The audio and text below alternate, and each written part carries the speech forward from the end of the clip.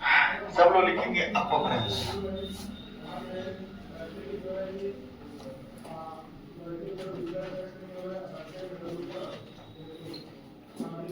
देखिए, अपभ्रंश का अर्थ होता है बिगड़ा हुआ या टूटा फूटा होना। अपभ्रंश का अर्थ होता है टूटा फूटा या बिगड़ा हुआ होना।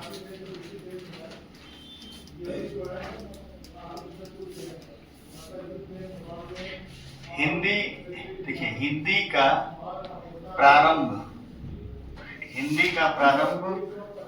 अपभ्रंश से माना जाता है। कहां से माना जाता है? अपभ्रंश से माना जाता है। हिंदी का शुरुआत कहां से माना जाता है? अपभ्रंश। ठीक। और दो चीजें, संस्कृत थोड़ा सा आसान हुआ तो पाली भाषा हुआ। पाली भाषा में कुछ संस्कृत टाइप शब्द मिलते हैं। क्या हुआ? ठीक है।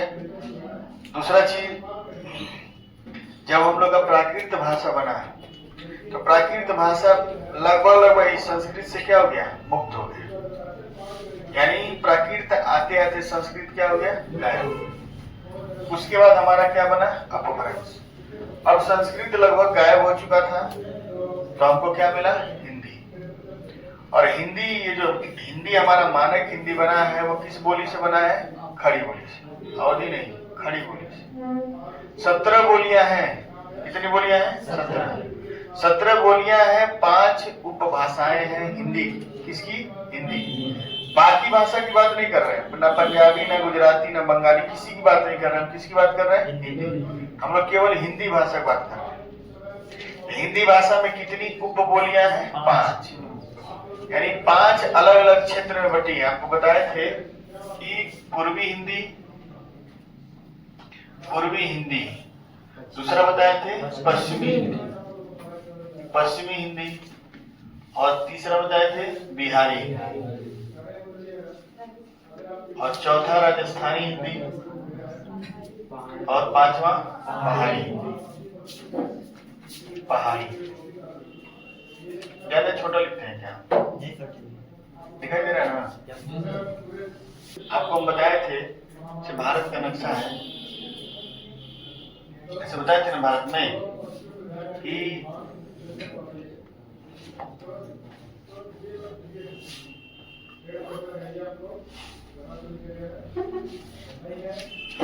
बाकी आप ठीक है, अपना भारत है। ठीक।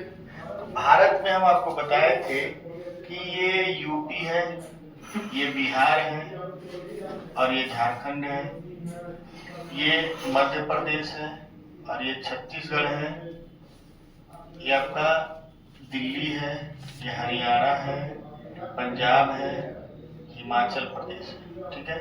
उत्तराखंड है, और ये राजस्थान है, और यहाँ पे आपका क्या है? गुजरात। ठीक। तो गुजरात में तो गुजराती बोली जाती है। राजस्थान में और थोड़ा सा मध्य प्रदेश में कौन सी बोली जाती है? राजस्थान में और थोड़े से मध्य प्रदेश में। ऊपर मैप में आप देख सकते हैं राजस्थान में, और राजस्थान पीला वाला देखिए पिंक में गया कि नहीं? तो थोड़ा सा मध्य प्रदेश में भी चला गया, थोड़ा सा मध्य प्रदेश घुस गया किसमें? राजस्थान में। तो वो तो मान लीजिए बॉर्डर है, अगल बगल के लोग तो मिलेंगे जुलेंगे ना, बोली भाषा मिलेगी कि नहीं मिलेगी? तो राजस्थान में या थोड़ा सा मध्य प्रदेश में कौन सी बोली जाती है? राजस्थान। ठीक। हिमाचल प्रदेश आपको बताए थे ना, ये पहाड़ी एरिया है। कौन सा एरिया है? पहाड़ी। ये पहाड़ है। ठीक है। हिमालय का रेंज जो है ये पहाड़। हिमाचल प्रदेश और उत्तराखंड में पहाड़ी हिंदी। ठीक है। और देखिए बिहार और झारखंड में बिहारी हिंदी। अब बचता है ये वाला हिस्सा, इसको, ये थोड़ा सा बड़ा है, चौड़ा है, इसको 2 भाग में बांट दीजिए। तो उत्तर प्रदेश का पूर्वी हिस्सा और छत्तीसगढ़ और मध्य प्रदेश का थोड़ा सा हिस्सा, इसमें बोला जाता है पूर्वी। और हरियाणा, दिल्ली, मध्य प्रदेश का थोड़ा बहुत हिस्सा, इसमें बोला जाता है क्या? पश्चिमी। तो आप बताए थे उत्तर प्रदेश और मध्य प्रदेश, छत्तीसगढ़ के पूर्वी क्षेत्र में पूर्वी हिंदी, उत्तर प्रदेश मध्य प्रदेश के पश्चिमी क्षेत्र में पश्चिमी हिंदी, दिल्ली में पश्चिमी हिंदी, हरियाणा में पश्चिमी हिंदी, हिमाचल और उत्तराखंड पहाड़ी एरिया है, इसलिए वहां पहाड़ी हिंदी। बिहार झारखंड में बिहारी हिंदी, राजस्थान और थोड़ा सा मध्य प्रदेश में राजस्थानी हिंदी। तो भारत के उत्तरी क्षेत्र में सिर्फ हिंदी बोला जाता है, बाकी साउथ में जाएंगे तो हिंदी राजभाषा नहीं है। राज्यों का भाषा अलग अलग है। तमिलनाडु का तमिल है, इसमें देखना तमिलनाडु पगलाया हुआ है कि हमको नया देश बनना है, हमको ये बनना है, वो बनना है। ये वाले 100 चलेगा 370 की तरह, जैसे कश्मीर में चला, पटा जाएंगे। गुजरात में गुजराती है, महाराष्ट्र में मराठी है, बंगाल में बंगाली है, उड़ीसा में उड़िया है। तो वहां हिंदी है ही नहीं, तो हिंदी के बारे में वहां बात भी नहीं करना है। हिंदी आपको बोला जाएगा बस इन्हीं क्षेत्रों में। अब इतना बड़ा क्षेत्र है, सैकड़ों हजारों किलोमीटर में, तो इस हिंदी भाषा को किसमें बांटे हैं? उपभाषा। किसमें बांटे हैं? उपभाषा। एक पूरब साइड वाला हिंदी, एक पश्चिम साइड वाला हिंदी, एक बिहार वाला हिंदी, एक राजस्थान वाला हिंदी और एक पहाड़ी क्षेत्र वाला हिंदी। हिंदी को थोड़ा सा छोटा कर दिया गया। अब इसमें छोटा करने के बाद अब इसमें देखा गया कि पूर्वी हिंदी में अवधी, बघेली और छत्तीसगढ़ी, अवधी, बघेली, छत्तीसगढ़ी। तो अवध वाले क्षेत्र में यूपी का कौन सा क्षेत्र? मान लिया पूर्वी यूपी है, तो उसका ये लखनऊ से नीचे आ पाइए, सुल्तानपुर आइए, लखनऊ आइए, अयोध्या आइए, फैजाबाद आइए, जो भी हो, ठीक है। अमेठी है, रायबरेली है, प्रयागराज है, ये सब बीच में पड़ता है। आपको मैप में दिखा रहे हैं, ध्यान से देखिएगा। ये यूपी है ना, लखनऊ दिख रहा है, तो ये लखनऊ से ऐसे लाइन खींचिए और ये पूर्वांचल पीछे वाले को हटा दीजिए। तो ये बीच का जितना हिस्सा कौन क्या बोला जाता है? अवध। यहाँ पे आपका प्रयागराज है, ठीक है। तो यहाँ क्या बोला जाता है? अवध। बीच वाले हिस्से में क्या बोला जाता है? अवध। लखनवी पहले लोग उसको कहते थे, लखनवी बोली, लेकिन रियल में अवध राज्य का नाम क्या था? अवध। अयोध्या से बना था अवध, तो अवधि बोला जाता था, ठीक है। अब यहाँ से इधर जाएंगे तो ये बिहारी हिंदी में पूर्वांचल आ जाएगा। हम लोग बिहारी हिंदी में आ जाते हैं, पूर्वांचल वाले, ठीक है। अब यहाँ से आप देखेंगे ये वाला हिस्सा, ये वाला हिस्सा देख रहे हैं ना, यूपी, छत्तीसगढ़ और मध्य प्रदेश का जो बॉर्डर, इसको बोलते हैं बघेलखंड। क्या बोलते हैं? बघेल। एक एरिया है जिसको बघेलखंड कहते हैं, वहां पे क्या बोली जाती है? बघेली, ठीक। अब उसके बाद आप आएंगे तो ये है आपका छत्तीसगढ़। छत्तीसगढ़ के नीचे वाले हिस्से मत आइए, छत्तीसगढ़ के केवल ऊपर वाले हिस्से में रहिए। नीचे आ जाएंगे तो तेलुगु टाइप बोलेंगे सब, उड़िया टाइप बोलेंगे सब। भाई बगल में उड़ीसा तो उड़िया टाइप नहीं बोलेंगे सब। हम लोग बिहार के किनारे होते बिहारी टाइप बोलते हैं, दिल्ली में जाएंगे तो थोड़ा सा स्टैंडर्ड तरीके से बोलते हैं सब, चूतिया जैसे, समझ रहे हैं? ऐसा बोलेंगे जैसे लगेगा आपको मार देंगे सब, ठीक। तो अब केरला और तमिलनाडु में तो केरला जैसे बोलेंगे, महाराष्ट्र में तो मराठी बोलेंगे, तो यहाँ असर पड़ता है। तो थोड़ा सा इधर हिस्से में ज्यादा बोला जाता है, तो यहाँ पे बोला जाता है छत्तीसगढ़ी। इसी तरह से बांट दिया गया। अब इस पूर्वी हिंदी को थोड़ा सा और छोटे छोटे भाग में बांट दिया, तो छोटी छोटी बोलियां बनी है। तो बोलियों का जब विस्तार होता है तो क्या बनता है? उपभाषा। उपभाषा का विस्तार होता है, क्या बनता है? भाषा। भाषा बनता है, कोई भी भाषा। ऐसी बांग्ला भी हो सकता है, ऐसे मराठी भी हो सकता है, तमिल भी हो सकता है, लेकिन हम लोग पढ़ क्या रहे हैं? हिंदी। तो हम लोग हिंदी पढ़ रहे हैं, इसलिए हिंदी को डिटेल में पढ़ रहे हैं। अब सवाल ये उठता है कि ये पूर्वी हिंदी आया कहां से? अपभ्रंश से आया है ना। तो अपभ्रंश भी कई प्रकार के हैं। अपभ्रंश कितने प्रकार के? कई प्रकार के। जैसे मान लीजिए मागधी अपभ्रंश, केवल सुनिए आप लोग, कहानी बाद में लिखिएगा, ठीक है। मागधी अपभ्रंश, मागधी का मतलब मगध, मागधी का मतलब मगध, और मगध का मतलब बिहार, पटना वाला क्षेत्र। मगध की राजधानी क्या थी? पाटलिपुत्र। मगध आप लोग को पढ़ाया गया है, सर पढ़ाया इतिहास में, पढ़ाया गया आप लोग को। जब हिस्ट्री शुरू होगा ना, हड़प्पा रप्पा पढ़ लेंगे आप लोग, वेद साहित्य वगैरह पढ़ लेंगे जब, उसके बाद आप लोग पढ़ेंगे मगध। 16 महाजनपद, भारत के 16 महाजनपद थे, मैंने 16 राज्य थे उस समय, ठीक। महात्मा बुद्ध के समय। तो 16 महाजनपद में सबसे बड़ा जो महाजनपद था वो था मगध, और उसकी राजधानी क्या थी? पटना। जो इस समय मगध को हम लोग बिहार कहते हैं। तो बिहार में जो चलता था वो क्या था?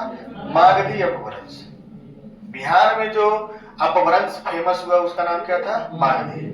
और हमारे यहाँ यूपी और बिहार के बॉर्डर पे जो फेमस हुआ उसका नाम था अर्धमागधी, आधा बिहारी। नींद आ रहा है? हरिओम बाबू, नींद आ रहा है? रात में सोया करिए, रात भर जगते हैं आप। रात क्या है? आवाज बने, आवाज ठीक। पहले सुन लीजिए, एक और नक्शा बना रहे भारत में, ठीक ना? ध्यान से समझिएगा, पूरा ये समझने वाला चीज है, नहीं समझेंगे नहीं आएगा, ठीक? हर बार मैं बड़बड़ा जा रहा है, मैं जो बना उसे समझा दिया। ठीक है, मैं बना के समझाने में ज्यादा फीलिंग आता है। ध्यान से देखेंगे, ये उत्तर भारत है, ठीक ना? इधर ही में हिंदी बोला गया है। ये मगध है, और मगध का मतलब थोड़ा सा यूपी, पूरा बिहार, झारखंड, बंगाल, असम, उड़ीसा, ये पूरा मगध था। दोबारा नहीं सुने, मगध का मतलब सिर्फ बिहार नहीं, मगध में ये इधर का हिस्सा आता था, ये पूरा बिहार, झारखंड, बंगाल, असम तक ही, बांग्लादेश सब उसी में आया था। बांग्लादेश उस समय नहीं था। झारखंड, उड़ीसा तक हिस्सा ये सब आया था, किसमें? मगध में। आपको बता दें, मगध जो राज्य था इतना बड़ा हो चुका था, जब सिकंदर अटैक किया था तो उस समय मगध जानते हैं कितना बड़ा था? मगध यहाँ से लेकर के पूरा जीतता हुआ यहाँ पे पंजाब में ब्यास नदी के किनारे तक हो गया था, पंजाब तक पहुंच गया था। अब कहीं हमको कैसे पता है? क्योंकि सिकंदर की जो सेना है ईसा पूर्व 326 ईस्वी में ब्यास नदी को पार करने से क्या कर दी? मना। सिकंदर 323 ईसा पूर्व में चला था, 323 कर रहे हैं, 326 ईसा पूर्व में भारत में पहुंचा था। उसके पहले वो अटैक करता हुआ कहां से आया था? देखिए, ये विश्व का नक्शा है, ध्यान से देखिएगा। ये अपना भारत है, पाकिस्तान, अफगानिस्तान, ईरान सब है ना, तुर्कमेनिस्तान तो नहीं था, ईरान वगैरह था। अब भारत में पाकिस्तान, अफगानिस्तान दोनों था। और ये ऐसे देख रहे हैं सीरिया, टर्की, और ये देख रहे हैं ग्रीस। ग्रीस के पास एक छोटा सा हुआ है मैसिडोनिया, मैसिडोनिया देश है, वो पहले ग्रीस में आता था, ग्रीस माने यूनान। तो मैसिडोनिया का वो था रहने वाला। उसका काम यह था कि मुझे विश्व विजेता बनना, पूरी मतलब दुनिया में जहां तक धरती दिख रही है वहां तक हमको जीत लेना है, कुछ बाकी नहीं रहना चाहिए। अपने साथ वो आयुर्वेद लिया था, आयुर्वेद डॉक्टर वगैरह जो होते हैं उस समय, वैद्य वगैरह थे, बढ़िया बढ़िया चिकित्सक, लेखक, हर कलाकार, हर तरह के गुणवान व्यक्ति को अपने साथ लेकर चलता था। उनका अलग ही काफिला था, वो लोग लिखते भी थे, पढ़ते भी थे, उसके बारे में बताते भी थे, सब कुछ। लेकिन जो सैनिक थे, अब मान लीजिए यूनान एक ठंडा प्रदेश है, कैसा प्रदेश है? ठंडा। और अपना देश कैसा है? गर्म, 2-3 महीना ठंडी पड़ेगा। तो अगर हम आपको कहें कि रूस में जाइए लड़िए, तो कितना दिन लड़ेंगे? ठंडी में लड़ पाएंगे? नहीं लड़ पाएंगे। उसमें आपको ऐसा व्यवस्था चाहिए कि आपको ठंडी न लगे। तो उन लोगों को भी ऐसा व्यवस्था चाहिए कि उनको गर्मी न लगे। ऊपर से बरसात, बरसात का महीना अपने देश में सबसे बेकार माना जाता है, इसलिए कि बरसात में कीड़े मकोड़े बढ़ जाते हैं, उमस बढ़ जाती है, बीमारियां बढ़ जाती हैं, ठीक? तो सिकंदर जब लड़ते लड़ते तो सीधे भारत में लड़ने नहीं आया था। सिकंदर ऐसे यहाँ से जीतता हुआ, टर्की इधर सबको जीतता हुआ, जब ईरान पहुंच गया और ईरान में जीत गया, तब लोगों को डर लगने लगा, अब तो हमारे बॉर्डर पे आ गया है। तो उस समय ईरान के बगल में अफगानिस्तान है, अफगानिस्तान में तक्षशिला विश्वविद्यालय था। तक्षशिला विश्वविद्यालय पूरा फेमस था उस समय। और तक्षशिला के एक गुरु थे, जिनका नाम था चाणक्य, सबसे बुद्धिमान गुरु थे वहां के। तो लोग वहां से बोले कि आप एक काम करिए, आप संदेश लेकर जाइए मगध। मगध में जाइए क्योंकि सबसे बड़ा राज्य मगध है। मगध में आप जाएंगे तो आप राजा से बताइएगा कि ऐसी ऐसी परेशानी आई है, अगर सिकंदर यहाँ से जीतता हुआ आ रहा है, अगर आप पे अटैक कर दिया तो आपका राज्य तहस नहस हो जाएगा, भारत फिर गुलाम बन जाएगा, जो भी हो, ठीक ना। तो मगध का राजा कौन था? धनानंद। कौन था? धनानंद। धनानंद एक नंबर का बेवकूफ राजा है। सुरा सुंदरियों में व्यस्त रहता था, शराब मदिरा में व्यस्त रहता था, नाच गाना में व्यस्त रहता था, क्योंकि उसके बाप दादा फ्री में पाए थे राज्य और सत्ता, ठीक ना। तो धनानंद के पिता महापदम नंद थे, वो भी अयोग्य शासक थे, और धनानंद भी अयोग्य शासक था। बना बनाया खजाना उसको मिल गया था, ठीक है, इसलिए उसको कद्र नहीं करता था। जीता रहता तो कद्र करता है, ठीक। चाणक्य आते हैं, उससे कहते हैं, तो इसको बड़ा बुरा लगता है कि ये कैसे। चाणक्य देखते हो पूरी तरह काले थे, उनको मजाक भी करता है, काला कह के बुलाता भी है, बहुत सारी बातें हैं। कई लोग कहते हैं छोटी पकड़ के मारता भी है, जो भी हो। तो उस समय चाणक्य अपना शिखा खोल देते हैं, कहते हैं कि जब तक मैं तुम्हारा पतन नहीं कर दूंगा, मैं अपना शिखा नहीं बांधूंगा, मैं चोटी नहीं बांधूंगा। तो धनानंद उस समय शासक था। तो सिकंदर जो है आया और ब्यास नदी तक लड़ते हुए आया, माने सबको जीतते हुए आया। अफगानिस्तान में, पाकिस्तान में उस समय जो शासक थे राजा पुरु थे, पोरस। पुरु से युद्ध किया, पोरस बहादुरी से लड़े, युद्ध का कोई निर्णय नहीं निकला, तो इनको बंदी बनाया गया। तो बोला गया कि आपके साथ कैसा व्यवहार किया जाए, तो बोले कि एक राजा को जिस राजा के साथ जैसा व्यवहार करना चाहिए वैसा व्यवहार करिए। तो बड़ा खुश होता है कि भाई कोई दिलेर आदमी है, मरने के कगार पे खड़ा, फिर भी दिलेरी बोल रहा है, तो छोड़ देते हैं, राज वापस कर देते हैं, ठीक है। यहाँ जो बढ़ते हैं तो पंजाब के आगे बढ़ने में 5 नदियां पड़ती है। कौन राजा थे? राजा पोरस, ठीक है। तो ब्यास नदी उस समय उफान पे, बरसात का मौसम आ गया। उस समय भारत में हाथियां थी, वो लोग हाथी नहीं देखे थे यूरोप वाले। हाथी अफ्रीकन मूल की और एशिया मूल के जानवर है, और यूरोप में हाथी नहीं पाए जाते थे, हाथी नहीं देखे थे सब, तो और डर जाते थे सब। उसको काला राक्षस कहते थे। हाथी एक बार बढ़ती थी सबको तहस नहस कर देते थे। दूसरा चीज ये है कि ये सब मच्छरों में नहीं रहे थे, कीड़े मकोड़ों में नहीं रहे थे। दुनिया भर की बीमारियां बरसात में फैलती, उसमें नहीं। किसी को महामारी हो जा रहा था, किसी को कोई बीमारी, किसी को प्लेग हो जा रहा था, किसी को कुछ हो जा रहा था, मच्छर अलग काट रहे थे। और ये लोग 3-4 साल से लड़ते लड़ते थक चुके थे। ये लोग अपने घर जाना चाहते थे 3-4 साल के बाद। वो बार बार कहते थे कि मुझे घर जाना, मुझे घर ले चलो। सिकंदर कहता था कि नहीं, तुम चलो लड़ने, पूरा जीत के आया जाएगा। पैसे का लालच है, पैसे का लालच परिवार के आगे कुछ दिन बाद फेल हो जाता है। तो हुआ कुछ नहीं, ब्यास नदी को पार करने से मना कर दिया। सेना डूबने लगी, ब्यास नदी पार आ चुका था, बहुत भयानक हो चुकी थी। ब्यास नदी नहीं पार किए तो मगध में नहीं है। तो ऐसी ऐसी कहानी है, दुनिया भर की कहानी है, जो आप लोग को हम पढ़ाएंगे अलंकार, तो बहुत सारी कहानियां सुनाएंगे, ठीक है। सैकड़ों कहानियां मेरे पास, लेकिन समय नहीं बचता है सुनाने के, ठीक।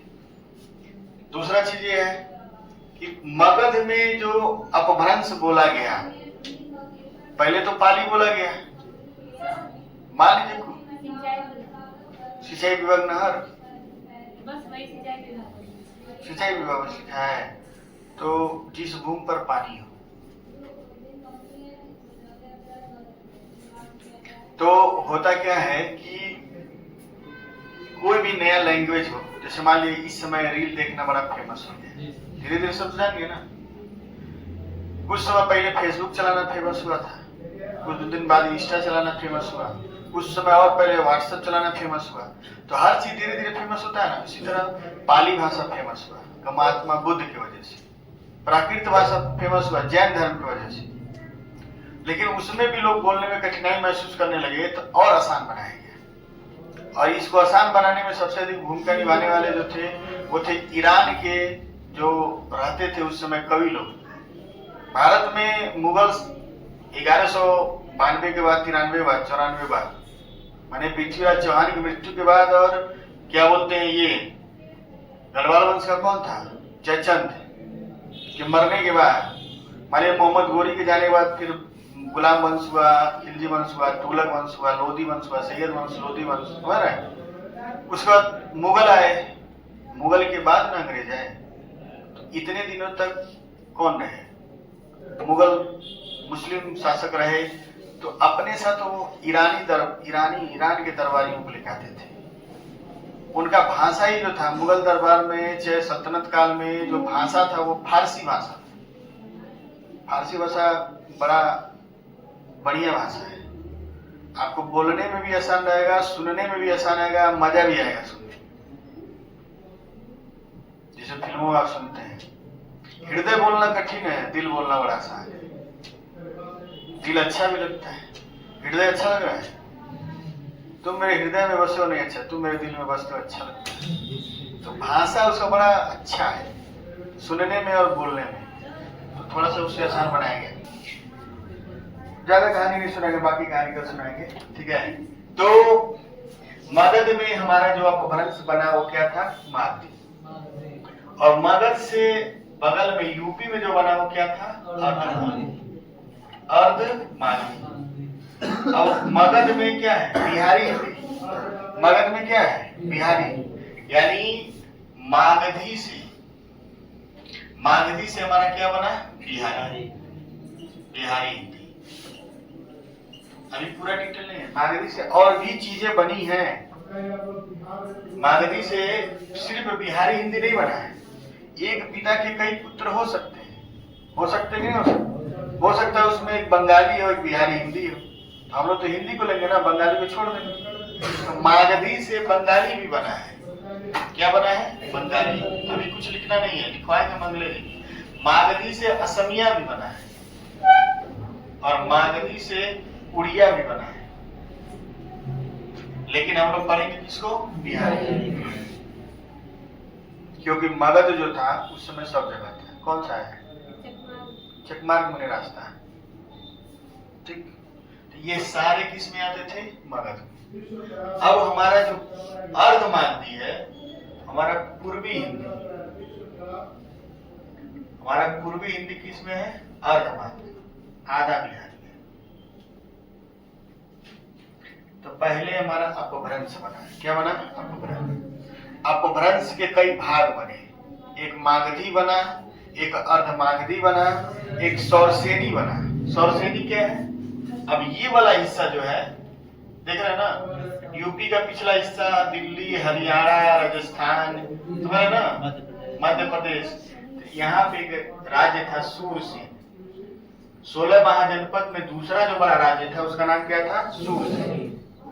और सूरसेन की राजधानी का नाम था मथुरा। सूरसेन की राजधानी क्या थी, मथुरा। मगध की राजधानी क्या थी, पाटलिपुत्र। सूरसेन की राजधानी मथुरा।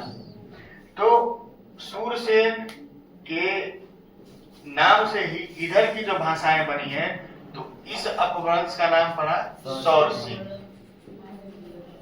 तो हमारा एक अपभ्रंश बना सौरसेन। तो सौरसेनी में हमारा मिला पश्चिमी हिंदी।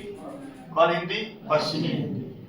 राजस्थानी हिंदी, राजस्थानी हिंदी। पहाड़ी हिंदी भी इसी में आता है,